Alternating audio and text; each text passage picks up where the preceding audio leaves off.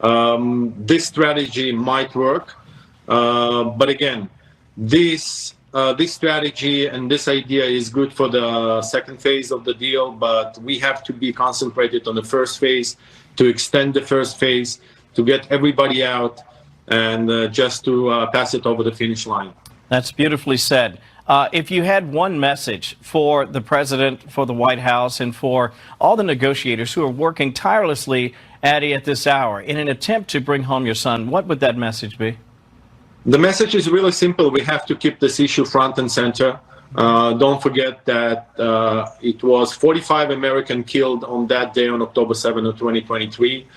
We have to push harder, pass it over the finish line. We have so many hostages to go to waiting to be out, and that's a very important issue, a humanitarian issue.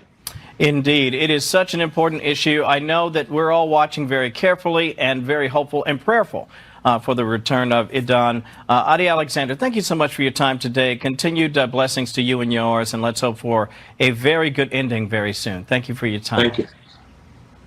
Appreciate that. President Trump and Elon Musk, meantime, calling out the media's attempts to try to, drive a wedge between them. They talk about that in an upcoming exclusive interview with our very own Sean Hannity. We've got reaction to that coming up next. A divorce. They want you two to start hating each other, and they try. Oh, President Elon Musk, for example. You do know that they're doing that to you. Oh, I see it all the time. They tried it, then they stopped. That wasn't. They have many different things of hatred. Actually, Elon called me. He said, they're trying to drive us apart. I said, absolutely. President Trump pushing back on the Doge criticism. By the way, you can catch that full interview on Hannity Tuesday night, 9 p.m. Eastern, right here on Fox. And for more, let's bring in today's political panel. Brownstein, Hyatt, Farber, Schreck Policy Director Greta Joins, and Democratic strategist, the great Jim Kessler.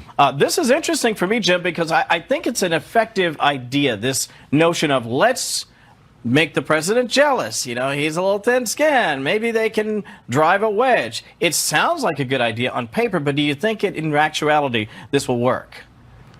Well, I don't think they actually want a divorce. I think they want to keep them together because Elon Musk is the most unpopular person in the administration for most Americans. So I think he helps drag the president down. He's kind of like a Bond supervillain out there. So, yes, I think they're trying to tweak the president on jealousy, but Elon Musk is broadly unpopular. Well, for what it's worth, I would love to put down a little down payment on a roadster. But let me get your take on that, Greta. I think Jim's point is well taken, especially in left circles. They see Elon Musk as the big evil billionaire.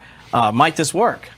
No, it's not going to work. I think at the end of the day, Elon Musk is still more popular than President Biden was at the end of his term, and also Kamala Harris. So I think that President Trump is in good hands.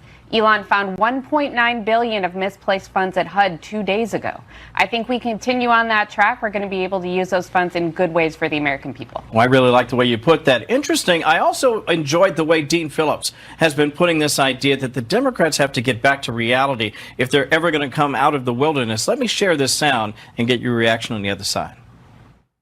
I think we're missing the boat as Democrats. Sometimes it's better to join them and actually play a role in how the strategy works rather than so pathetically, frankly, try to combat something that clearly is a steamroller, and Democrats are being steamrolled. Democrats are being steamrolled not because they don't recognize the value in trimming the fat, but because of the way they're messaging behind this idea of trimming the fat. That seems to be Dean's perspective. What do you say? I think Dean is right. Unfortunately, I don't think Democrats are at all prepared to listen to Dean. Right now, they're currently staging weird protests in front of these various agencies with 85-year-olds and chanting various things that are not resonating and moving the needle at all. Yeah, please don't sing. Just that's all I want to say. Please don't sing. Jim, I think they make a good point. You can nibble around the edges on this, especially the good, without throwing baby out with bathwater by suggesting that any cuts are a constitutional crisis. So I do come from the centrist wing of the Democratic Party. I am a fan of Dean Phillips. Look, the moderates in the Democratic Party are more numerous the far left in the Democratic Party is louder. So there is a difference between what gets heard and actually where a lot of Democrats stand. And yes, I do think Democrats have to get back to first principles, kitchen table issues, move to the center. It's the economy, stupid, as Carville famously said. I found this interesting as well. The president has been talking about this idea of using tariffs to, let's just say, inspire a little cooperation from some of our global trading partners. This is the president, and I'll get you first on this one, Jim, talking about reciprocal tariffs. Listen here. We are right now a reciprocal nation. We are going to, if it's India or if it's somebody else with low tariffs, we're going to have the same. We're going to have whatever India charges, we're charging them. Whatever another country charges, we're charging them. So it's called reciprocal, which I think is a very fair way. Look, it's hard to argue against that. I don't care what your political persuasion. Is the president right on this? And what, if anything, can the Democrats say about it? I think he's bluffing, to be honest with you. I don't expect to see tariffs. I think reciprocal tariff is a buzzword here. Tariffs are recessionary.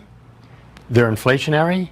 I think he's laying out a negotiating position, and he's going to walk it back just like he did with Canada and Mexico. Like, we can't afford, it's a sales tax on the American people. That's what tariffs are.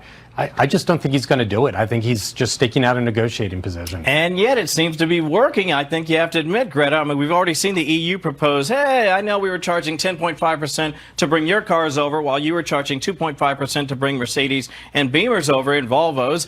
Maybe we level it up a little bit. It seems to be working if it is, in fact, a negotiating tactic.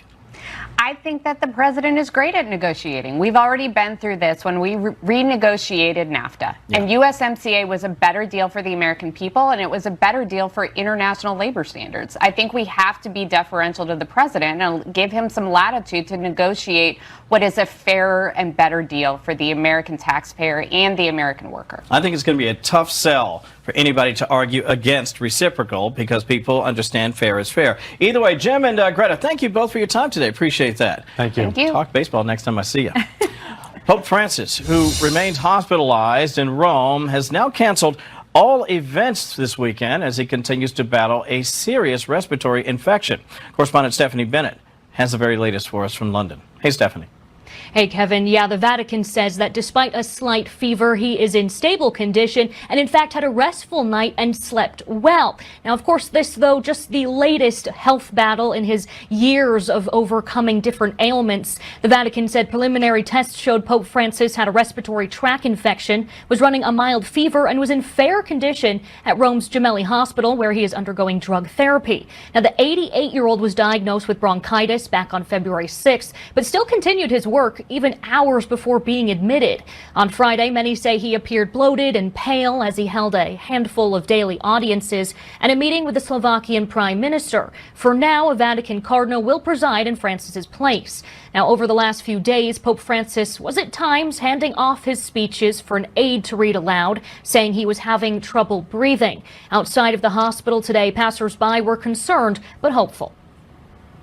I mean, we are very worried. We came to actually see him at the Vatican this weekend, and we're very worried that he's in the hospital, and we're praying for him that he will get better and recover.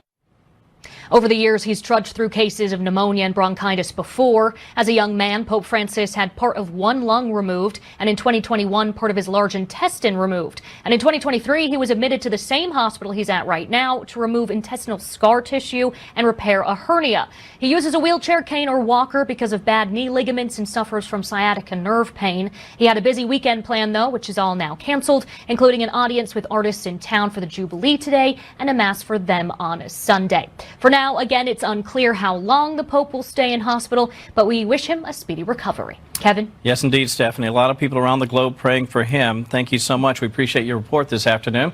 Now, it sounds like something out of a movie, to be honest, but unfortunately it's not.